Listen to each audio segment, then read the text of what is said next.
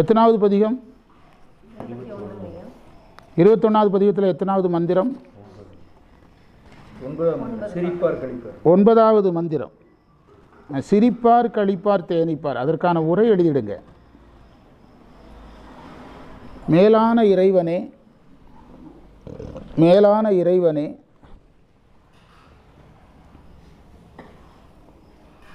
மெய்யன்பர்கள் பேரின்பத்தால் சிரிக்கிறார்கள்.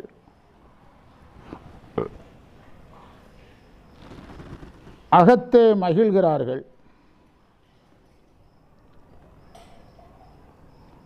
நிட்டை கூடுகிறார்கள்.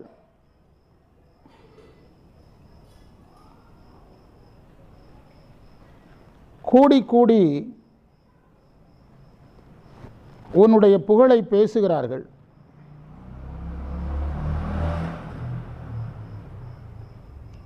புகழை விரும்பி கேட்கிறார்கள்.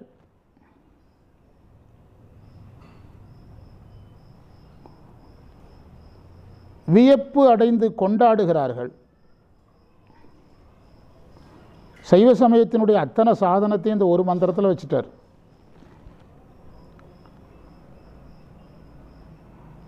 தனியாக இருந்து உன்னுடைய பெயரை நினைக்கிறார்கள்.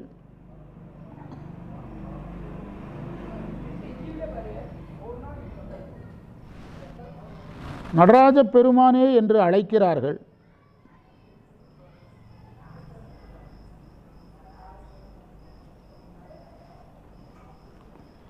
அவர்களுக்கு முன்பாக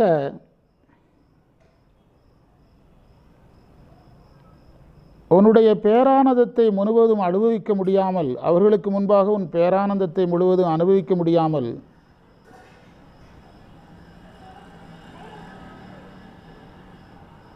நாய் போன்ற நான்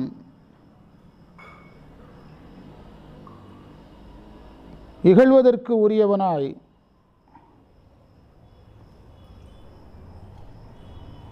சும்மா இருப்பேனோ?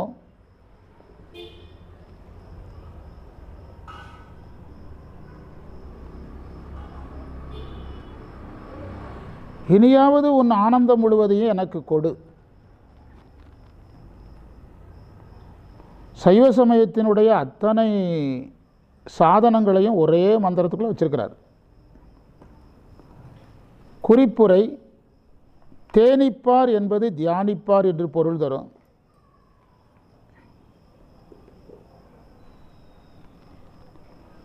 தரிப்பு என்பது நினைவு அல்லது ஞாபகம்.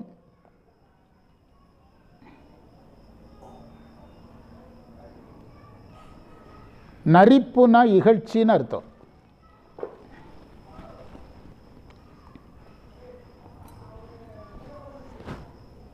பக்குவம் உடையவர்கள் என்னெல்லாம் செய்கிறாங்கன்னு ஒரு பட்டியலை சொல்கிறார். அதாவது பக்குவம் உடையவர்கள் உன்னுடைய ஆனந்தத்தை அனுபவித்து வெளியே சிரிக்கிறாங்க. ஃபஸ்ட்டு ஒவ்வொன்றா நம்பராக எழுதணும். நீ கொடுக்குற ஆனந்தத்தை அனுபவித்து வெளியே சிரிக்கிறாங்க. சிலர் பார்த்திங்கன்னா தானாக சிரிப்பாங்க தெரியுமா? அந்த உலகிலே பார்த்திங்கன்னா தனியாக உட்காந்து சிரிச்சுக்கிட்டு இருப்பாங்க. பொதுவாக வயசு பசங்கிட்ட இது அதிகமாக இருக்கும். வயசு பசங்க இந்த மாதிரி வேலையை அதிகமாக பண்ணுவானுங்க. இது உலகிலேயே இது நடக்கும். உலகிலேயும் தனியாக சிரிக்கிறது உண்டு. அதுபோல் பேரின்பத்தில் ஞானிகள் என்ன செய்கிறாங்க? அந்த பேரின்பத்தை நினைத்து வெளியே சிரிக்கிறாங்கங்கிறார். 1. 2, அகத்தில் மகிழ்கிறாங்க. 2, சிரிப்பார் களிப்பார் தான் அகத்தில் மகிழ்தல். தேனிப்பாருங்கிறது நிட்டை. தேனிப்பார்னா நிட்டை. திரண்டு திருவார்த்தைனா திருக்கூட்டமாக ஒன்று சேர்றாங்க. திருக்கூட்டமாக சேர்ந்து இறைவனை பேசுகிறாங்க. அப்பர் புராணத்தில் முக்கியமான நாயன்மார்கள்லாம் ஒன்று சேர்ந்து இறைவன் புகழை பேசிய குறிப்பு இருக்குது. அப்பர் புராணத்தில் இருக்குது. ஆமாம், அதை மெகா திருக்கூட்டம்னு சொல்லுவோம் சும்மா நம்ம வழக்குக்காக. அப்படி எல்லாரும் அப்போ இதுலேருந்து என்ன தெரியுதுன்னா, சிவனடியார்கள் ஒன்று சேர்ந்தால் யார் புகழை பேசணும்? இறைவன் புகழை பேசணும். நீங்கள் பெரும்பாலும் அப்படி இறைவன் புகழையெல்லாம் பேச மாட்டாங்க. அவங்கவுங்க பெருமையை சொல்லிகிட்டு இருப்பாங்க. நானெல்லாம் சார் அந்த ஒரு 4-5 கோர்ஸ் இதில் கம்ப்ளீட் பண்ணி சார் இப்படியே தன்னையே சிலர் சொல்லிகிட்டு இருப்பாங்க. அதிலேயே நீங்கள் புரிஞ்சுக்கிடலாம் அவங்களுடைய உயிரில் என்னென்ன சிக்கல்கள் இருக்குங்கிறத நம்ம தெரிஞ்சுக்கலாம். உயிர்களில் என்ன சிக்கல் இருக்குது, சிலர் பார்த்தீங்கன்னா சித்தாந்த வகுப்பில் சேருங்கன்னா அந்த புக்கெல்லாம் நான் ஏற்கனவே வாங்கி படிச்சுட்டேன். ஒரு அம்மா நமக்கு அறிமுகமான ஒரு அம்மாவை பொள்ளாச்சியில் சந்திக்கிறோம். நம்ம மாணவர் ஒருத்தர் நீங்கள் சித்தாந்தத்தில் சேருங்கிறார். அதெல்லாம் நான் ஏற்கனவே படித்து முடித்தாச்சு.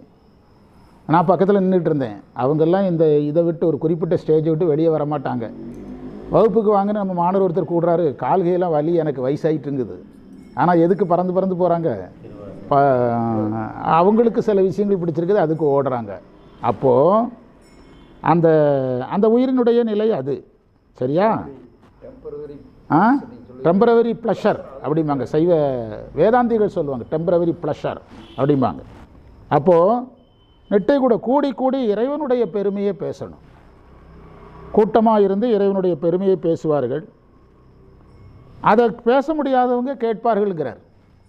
அது நீங்கள் ஒவ்வொரு வார்த்தையாக பிடிக்கணும். சிரிப்பார், கழிப்பார், தேனிப்பார்னா தியானிப்பார், திரண்டு உன் வார்த்தை விரிப்பார், கேட்பார்.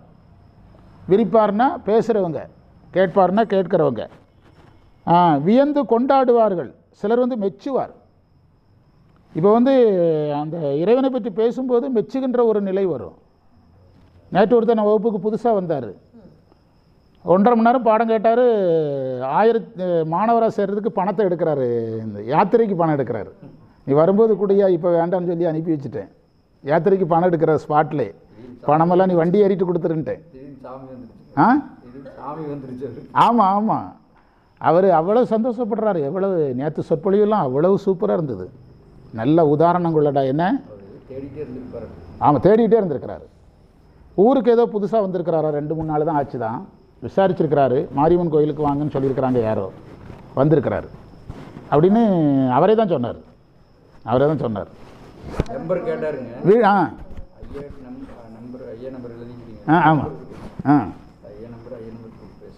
அவர் வீட்டுக்கு கூப்பிட்டு பேசினார். யாத்திரை வர்றாரு.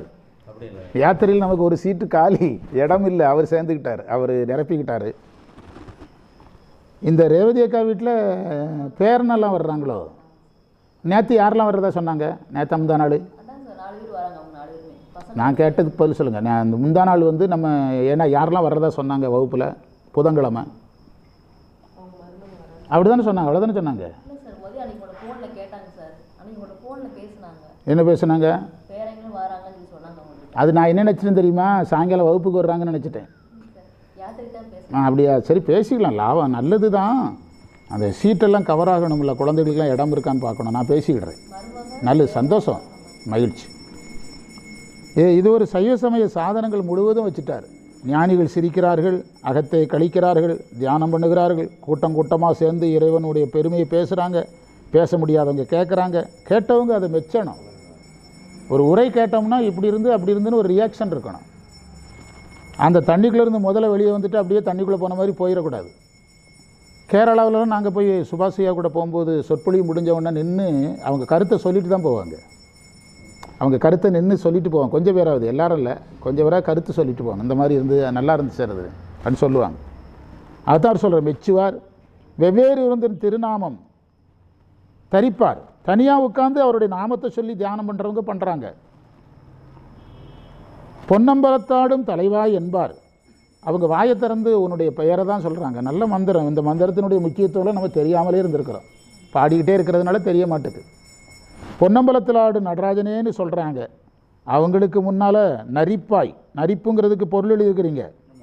இகழப்படுபவனாக, நரிப்புனா இகழப்படுதல்.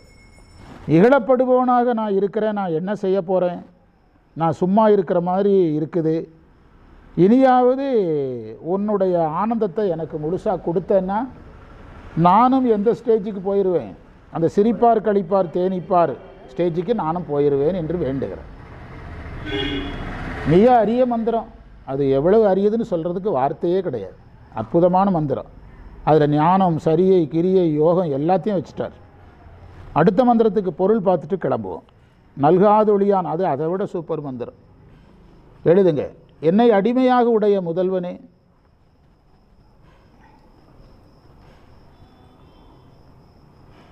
நமக்கு அருள் செய்யாமல் இறைவன் போக மாட்டான் என்று நினைந்து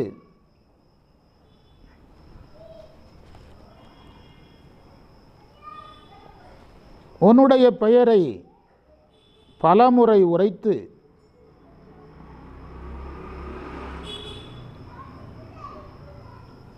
கண்ணீர் பெருகி வாய் குளறி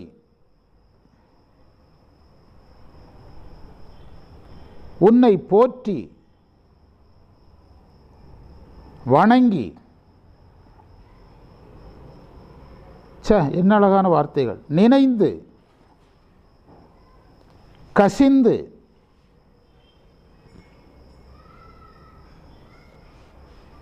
நீ என்னுடன் அத்வைதமாக இருக்கதை பாவனை செய்து, சிவோகம் பாவனை செய்துன்னு அர்த்தம், சிவோகம் பாவனை செய்து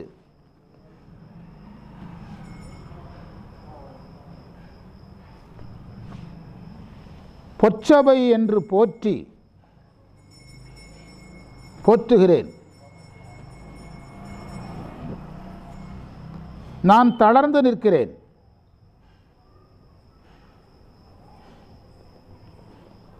உயிராகி எனக்கு இறங்கி அருள் புரிவாயாக. குறிப்புரை: பிதற்றல் என்றால் பலமுறை பேசுதல்.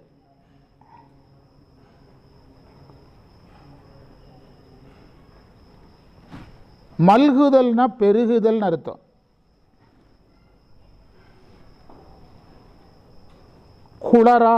குளரா என்றால் குளறுதல், வாய் தடுமாறுதல். வாய் தடுமாறுதல் அன்புனால நிகழும். ரொம்ப அன்புடையவங்க பேசும்போது அந்த அன்பை வெளிப்படுத்துகிற இடத்துல எது தடுமாற ஆரம்பிக்கும்? வாய் தடுமாற ஆரம்பிக்கும். குறிப்பாக ரொம்ப அட்டாச்மெண்ட்டாக வளரக்கூடிய பெண் குழந்தைகள் தாய் வீட்டுக்கு பிரியும்போது, அந்த புகுந்த வீட்டுக்கு பிரியும் போது, முதலாக பிரியும் போது அதை பார்க்கலாம். இப்போ என்னுடைய லட்சுமியுடைய அண்ணன் இறந்துட்டார், அண்ணி இருக்குது. அண்ணி போஸ்ட் ஆஃபீஸில் ஒரு சாதாரண வேலையில் தான் இருக்குது. அவர் இறந்ததுனால அவர் போஸ்ட்மேனாக இருந்தார், பிரான்ச் போஸ்ட்மேன், கிராமத்து பிரான்ச் போஸ்ட் ஆஃபீஸ் அதில் இருந்தார். மனைவிக்கு கருணை அடிப்படையில் வேலை போட்டு கொடுத்தாங்க, பெரிய சம்பளம் கிடையாது, மகளுக்கு நல்ல சம்பளம். அந்த பிள்ளை தான் லோனெல்லாம் வாங்கி தங்கச்சியை படிக்க வச்சு, தங்கச்சி படித்ததெல்லாம் அவர் மச்சினங்காசில் படித்தது, வேலையெல்லாம் சேர்த்து விட்டு, கல்யாணத்தை யார் தான் நடத்துச்சு? இந்த பிள்ளை தான் நடத்துச்சு. நாங்கள்லாம் கூட இருந்தோம். நாங்கள் பணமெல்லாம் கொடுக்கல, அதுவே எல்லாம் பார்த்துக்கிட்டு. அப்போ கடைசியில் கல்யாணம் முடிஞ்சு எல்லாம் ரெடியான உடனே இவங்க 2 பேருடைய அன்பை பார்த்திங்கன்னா வார்த்தைகளாலே சொல்ல முடியாது. ஏன்னா சின்ன பிள்ளைகளெல்லாம் அப்பா இல்லைங்கிற கவலை அதில் சேருது, எல்லாம் அதில் சேர்ந்து நாங்கள்லாம் கூட இருந்தோம், முடிஞ்சளவு கூட இருந்தோம். இன்னும் சொல்லப்போனால் அந்த பிள்ளை கல்யாணத்தில் கலப்பு திருமணம் ஆயிற்று, பயங்கர எதிர்ப்பாயிற்று. நிச்சயத்துக்கு எவனும் வரமாட்டேன்ட்ட, நான் ஒரு ஆள் தான் போனேன். தோவாளைன்னு ஒரு ஊர் இருக்குதுல்ல, மலர்ச்சந்தை, தமிழ்நாட்டின் நம்பர் 1 மலர்ச்சந்தை சார். தோவாளை நாகர்கோயிலில் இருக்கிற ஒரு ஊர். தமிழ்நாட்டின் மிகப்பெரிய மலர்ச்சந்தை அதுதான், பூச்சந்தை அதுதான். தமிழ்நாட்டில் பூ விலை நிர்ணயம் பண்ணுறதே எங்கே தான்? தோவாளையில் தான். நம்ம ஊருக்கே தோவாளையிலேருந்து பூ வருது, நம்ம ஊருக்கே வருது. அந்த ஊருக்கு பக்கத்தில் கலப்பு திருமணம் ஆகிட்டு சொந்தக்காரங்க யாரும் வரமாட்டேன்ட்டாங்க. அந்த பிள்ளைக்கு அட்வைஸ் பண்ணாங்க, அந்த பிள்ளை கேட்கல, அதனால் திருமணத்துக்கு வரமாட்டேன்ட்டாங்க. நான் தான் போய் நிச்சயத்துக்கு சொந்தக்காரங்க யார் மட்டும்தான், நானும் லட்சுமியும் தான் போய் நிச்சயம் பண்ணி எல்லாம் பண்ணி கொடுத்தோம். அப்போது அதை நம்மளால் கண்ணால் நிச்சயம் முடிஞ்சது, பார்க்க முடிஞ்சது. கலப்பு திருமணம், குடும்பத்தில் எதிர்ப்பு, அப்பா இல்லை. அப்போ அந்த ஃபீலிங் வரும்போது எது தடுமாறும்? வார்த்தைகள் குளர ஆரம்பிக்கும்.